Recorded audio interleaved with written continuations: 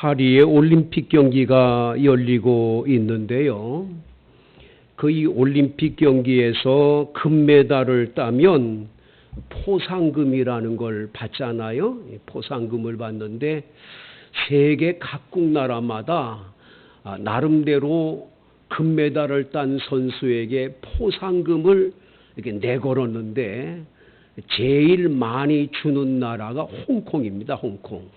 홍콩은 10억 6천만 원을 준대요. 금메달을 따가지고 오면 10억 6천만 원을 포상금으로 준다.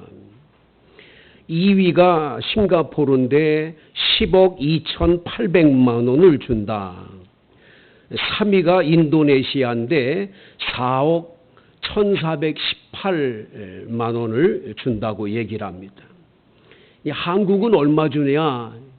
한국은 5번째로 많이 주는데 우리 한국이 6,211만 원을 주고 평생 죽을 때까지 매월 100만 원씩을 주는 거예요. 100만 원씩을. 그러니까 그냥 이 금메달을 따는 게 국위선양도 있지만 개인적으로도 이런 상급이 주어지니까 열심히 땀을 흘려가면서 훈련을 매진하고 가가지고 금메달을 따는 거죠. 어제까지 우리나라가 금메달 9개를 땄는데 얼마나 더 딸는지 모르겠어요. 그런데 제일 아쉬운 것은 이 금메달을 딴 선수들의 그 인터뷰 중에서 과거에는 그 인터뷰를 할 때 선수들이 하나님께 먼저 영광을 돌립니다. 이래가지고 우리 마음을 엄청나게 감동을 줬었는데 이번에는 9명이 다 금메달 땄는데 한 사람도 하나님께 영광 돌리다는 말이 없어. 이게 언론에서 이거를 하지 말라고 그런 건지 아니면 편집해서 잘라서 그런 건지 정말 안타까워요. 너무 안타까워요. 분명히 그 9명의 금메달 딴 선수들 가운데는 기독교인들이 있었을 것이고 그 기독교인들은 당연히 하나님께 영광 돌립니다 할 텐데 이상하게 그런 말이 없다. 그래서 지금 아주 그냥 동해물과 백두산이 마르고 닳도록 할 때는 눈물이 찔끔찔끔 나고 감동받았다가 인터뷰를 할 때마다 은혜를 못 받아. 이게 정말 왜 이러냐. 우리나라가 이게 기독교인 숫자가 이렇게 없어지는 거냐. 막 걱정이 되고 안타까운 심정이 많이 됩니다. 여러분 금메달은 잠깐이지 영원하지 않지 않습니까? 그 사람의 인생을 금메달을 땄다고 영원히 금메달 인생이 되는 게 아니잖아요. 여러분 우리의 인생은 하나님 없이는 살 수 없는 줄로 믿습니다. 물을 떠난 고기는 살 수 없듯이 하나님 떠난 인생이 어떻게 살겠어요? 내 나름대로 꿈을 가지고 잘 산다 하지만 하나님 없이 사는 인생은 참 비참한 거거든요. 마지막까지 비참한 거죠. 그러나 인생 살아갈 때 인생의 기준으로 지금 현재의 기준으로 볼 때 저 사람은 남들보다 못 살고 못 배우고 남들보다 가진 것도 없고 권력도 없고 없는 것 투성이라 할지라도 하나님을 믿는 신앙이 있다면 그 신앙이야말로 영원한 복의 주인공인 줄로 믿습니다. 저는 어제 장례식을 치르면서 그런 생각을 가졌어요. 우리 최문석 집사님 아버님이 일생 사시면서 큰 권력을 지신 건 아닌 것 같아. 그렇다고 부자로 살았냐? 그것도 아닌 것 같아. 근데 여러분 마지막에 장례식을 치를 때 그 명정 앞에 성도, 경주, 창무, 지고 해가지고 딱 그 명정을 가지고 성도라는 이름의 타이틀을 딱 가지고 마지막 이렇게 출간을 하고 이 장례식을 치를 때 얼마나 은혜가 되는지. 그래, 우리는 바로 그거야. 우리가 이 세상에서 굉장히 잘 살고 잘났다. 그게 뭐 그렇게 중요하냐? 그건 잠깐이요. 찰나요. 영원한 복이 가장 큰 복인 줄로 믿습니다. 그걸 받는 게 중요한 거죠. 그렇기 때문에 하나님 없이 사는 삶, 하나님 없이 성공했다. 그건 영원한 성공이 아니라는 걸 꼭 기억하시게 되기를 바랍니다. 우리는 이 창세기를 함께 나누면서 지금 야곱이라는 인물을 함께 나누고 있습니다.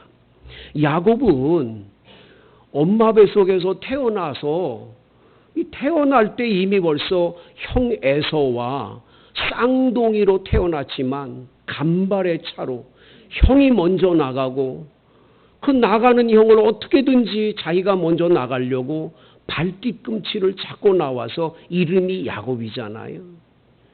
이 야곱은 인생 성공에 대해서 어떠한 목표를 정하면 뒤돌아보지 않고 그 목표를 꼭 이루기를 소망했던 사람 중에 한 사람이죠. 첫 번째로 그는 장자의 축복권을 갖기를 원했습니다.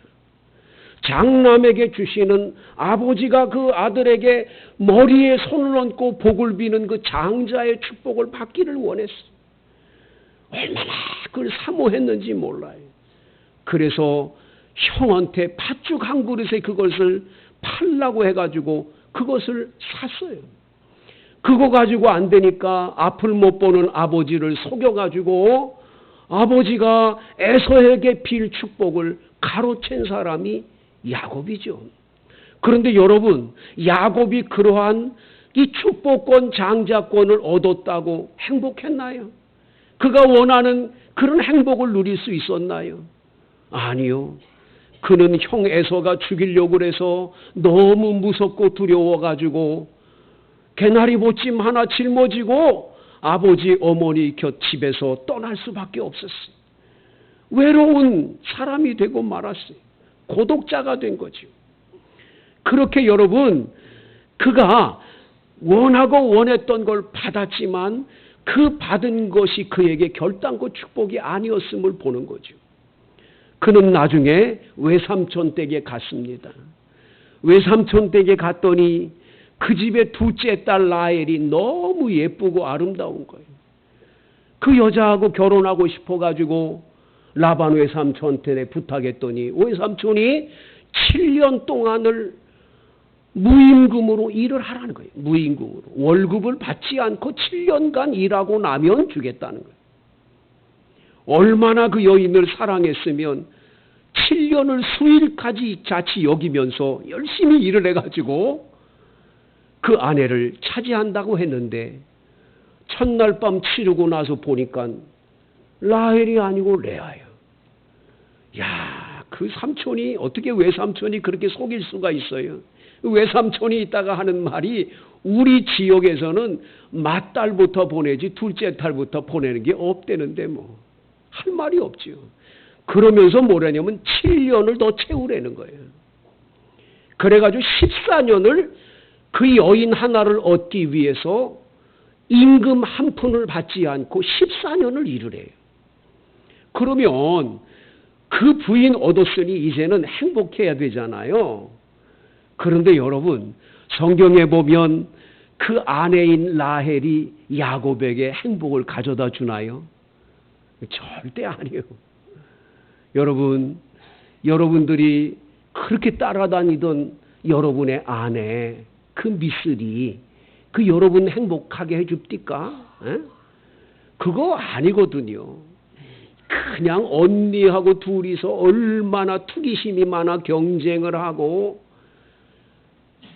그리고 더 나가서 레아는 6명의 아들을 낳고 딸 하나를 낳았는데 이 라헬은 애를 못 낳아. 이 뭐야? 사랑하는 여인이라고 그래가지고 14년을 고생해서 그렇게 얻은 아내인데 그 아내가 뭐야?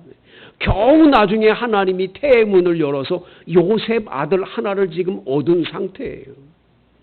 나중에 라헬은 두 번째 아들인 베냐민을 낳다가 죽습니다.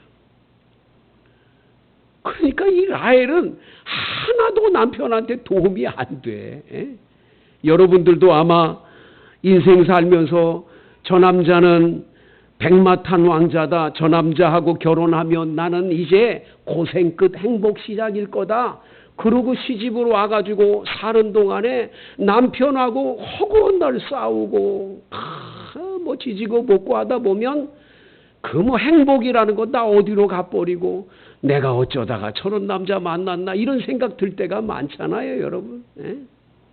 우리 인생이라는 게 다 그런 거잖아요. 예. 야곱의 인생이 다 우리를 대변해주고 있는 것을 볼 수가 있는 거죠.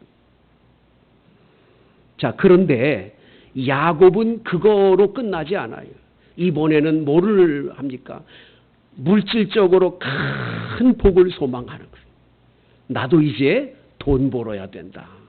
그래가지고 외삼촌 댁에서 6년 동안 있는 동안에 얼마나 열심히 돈을 벌었는지 그 번 돈이 그 뭐 양과 소와 낙타와 나귀가 얼마나 많은지 자기 형 에서한테 선물로 보낸 것만 양과 소와 염소와 낙타와 나귀 이거 합해서 550마리를 보냈다니까요. 그러면 자기 재산은 얼마나 많아요? 아주 큰 복을 받은 거죠.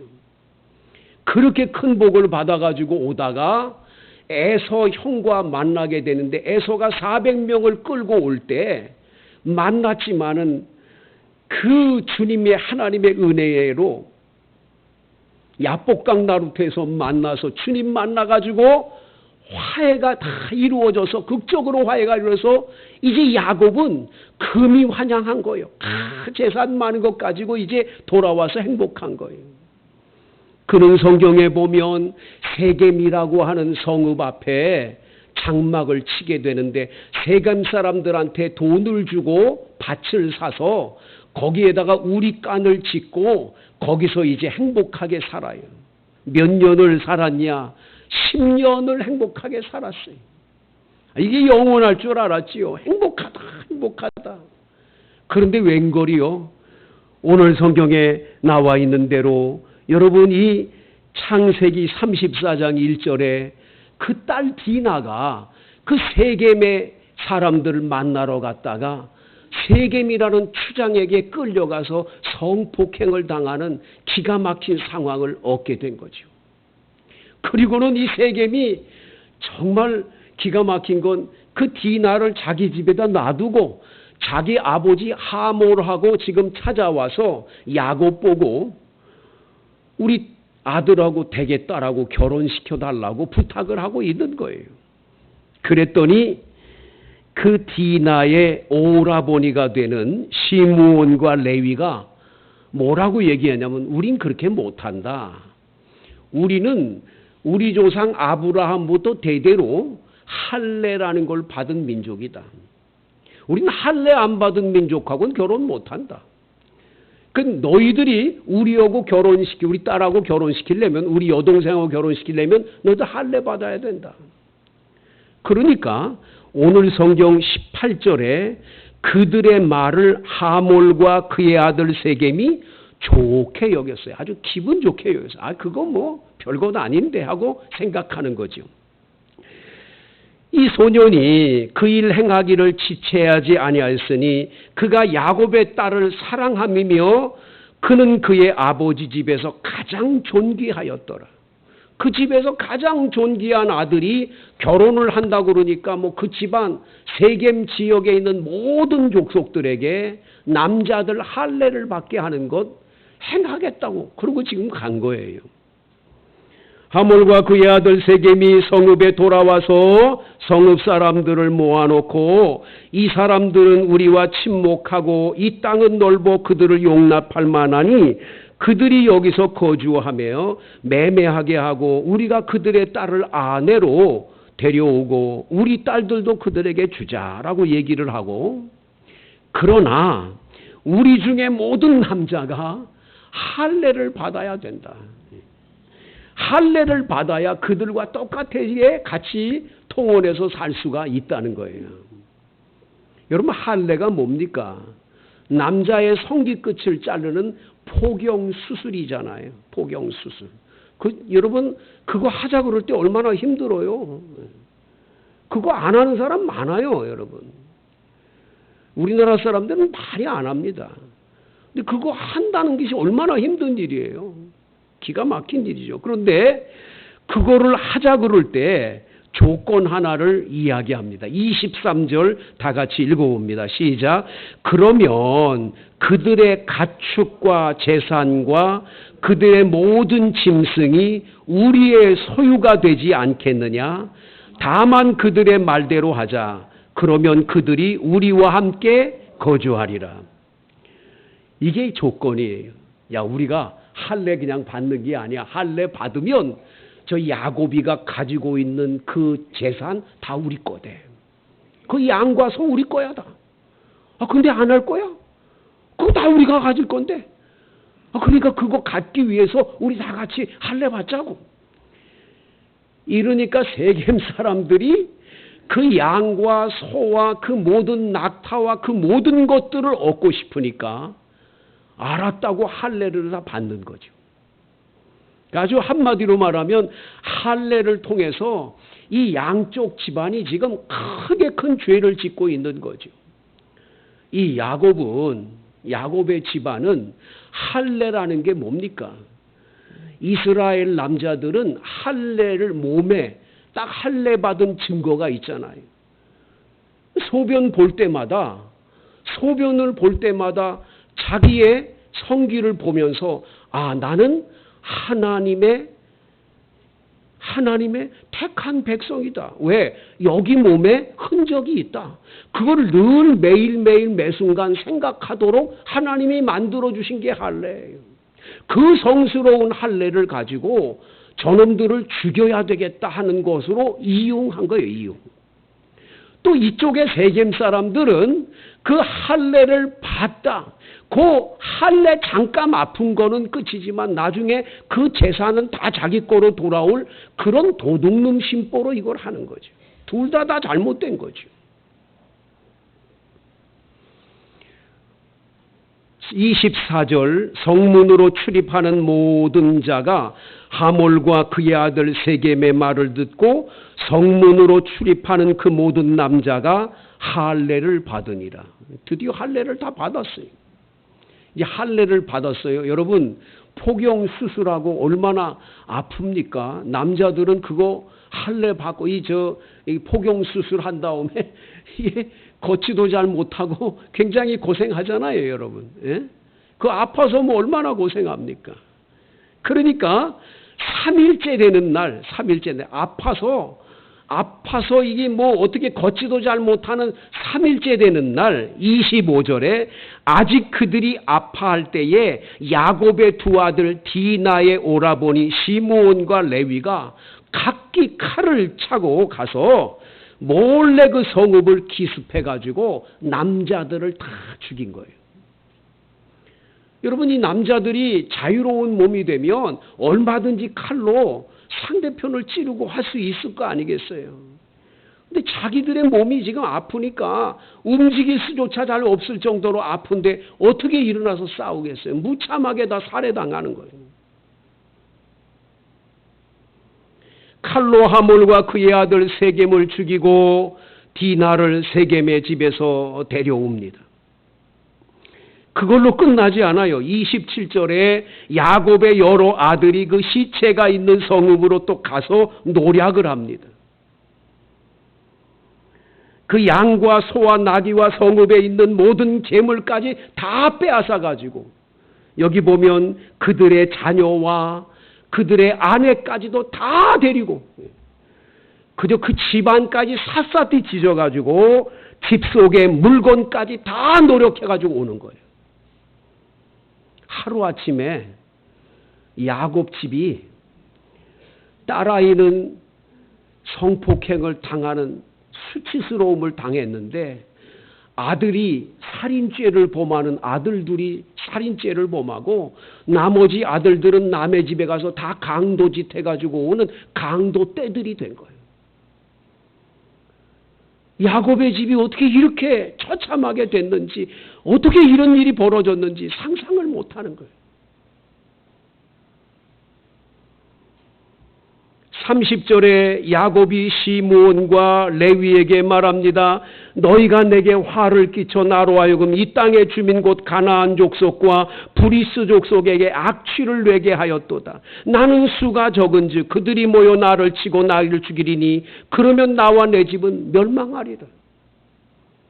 여러분, 세겜의 그 사람들을 다 죽이고 강도짓을 해갔다는 소문을 옆 사람들, 이 옆에 있는 이 가나안 사람들과 브리스 사람들 옆에 다 살고 있는데 그 사람들이 알면 가만히 있습니까? 저놈 저거 가만 놔뒀다면 우리 집도 그러겠다.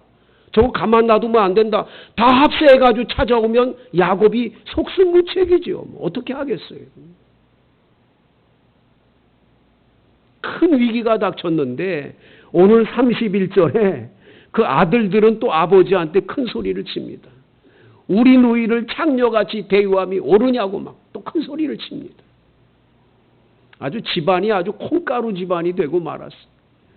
아버지하고 아들들하고 싸우고 아들들은 강도가 되고 살인죄를 범하고 딸아이는 성폭행, 완전히 뭐 집안이 뭐 쑥대밭이 된 거예요. 여러분, 이러한 어려움을 겪을 때에야 비로소 우리는 깨닫게 되는 게 한 가지가 있어요. 여러분, 우리가 아무리 사방팔방 둘러고 뭐 어떻게 해도 내 힘으로 안 되는 문제들로 가득 찬 우리 집안의 문제 뭘로 해결하냐 이거예요. 하나님이 해결해 주셔야 돼요. 하나님이. 35장 1절 시작. 이 하나님이 야곱에게 이르시되 일어나 베델로 올라가서 거기 거주하며 내가 내 형 에서의 낯을 피하여 도망하던 때 내게 나타났던 하나님께 거기서 제단을 쌓으라 하신지라. 하나님이 나타나 주시는 거예요. 야곱이 하나님을 찾은 게 아니라 이 불쌍한 인생 야곱에게 하나님이 찾아오셨어. 야곱아, 네가 지금 여기 잘못된 곳에 와 있는 거야. 네가 있는 이 세겜, 세겜이라고 하는 히브리어의 뜻은 절벽 끝을 말합니다. 절벽 끝. 낭떠러지 끝을 얘기해요. 그 세겜 그러면 낭떠러지 끝이에요. 자기는 거기서 뭐 집을 짓고 뭐 우리간을 짓고 10년 동안 행복하게 살았지만 그거는 낭떠러지 끝이에요. 조금 있으면 떨어져. 그건 뭐 그냥 사정없이 떨어지게 돼 있는 곳에 지금 머물러 있는 거예요. 하나님은 하나님을 만났던 하나님의 집 베델로 올라가라고 말씀하십니다. 하나님을 만났던 그곳으로 가라고. 네가 형 에서의 낯을 피해서 도망할 때 돌베개 하나 베고 잠잘 때 내가 너를 만나줬던 그 땅 베델, 바로 그곳으로 가서 예배를 드리라는 거예요. 야곱은 그때서야 깨닫습니다. 하나님의 음성을 듣고 나서 깨닫습니다. 아, 내가 하나님과의 관계가 깨어졌기 때문에 문제가 생겼구나. 하나님하고의 관계가 깨어지니 모든 문제가 풀려지지 않고 도리어 이렇게 꼬이게 됐구나. 아, 하나님 없이 산 내 인생이 이거밖에 안 되는구나를 깨닫는 거죠. 성도 여러분, 하나님 없이 사는 인생은 결코 행복할 수 없습니다. 편안할 수 없습니다. 여러분들 가운데는 베델의 은혜를 받은 분들이 계실 거예요. 하나님을 만났던 곳이 있을 거예요. 여러분, 그곳으로 돌아가야 될 줄로 믿습니다. 제가 한 번은 오살리 금식기도원에 가서 기도를 하러 갔는데 저쪽 편에 우리 교단에 아주 유명한 선배 목사님이 거기 계시는 거예요. 가가지고 아이고 어떻게 오셨냐고. 저를 보더니 반가우면서 최 목사 잘 있었냐고. 어떻게 여기 오셨냐고. 내가 말이야 교회를 개척하고 어려울 때 내가 이 기도원에 와서 40일 금식 기도를 했어요. 그때 은혜를 쭉 많이 받아가지고 와서 교회를 개척하니 교회가 부흥돼가지고 얼마나 교회가 커졌는지, 교단에서 인정받고 총회장까지 이제 나가려고 그런 준비까지 다 했는데 보기 좋게 총회장에서 떨어졌어. 총회장 떨어지고 난 다음에 뭐 여러 가지 어려운 문제들이 많이 생겨나. 아픔도 있고 질병도 오고.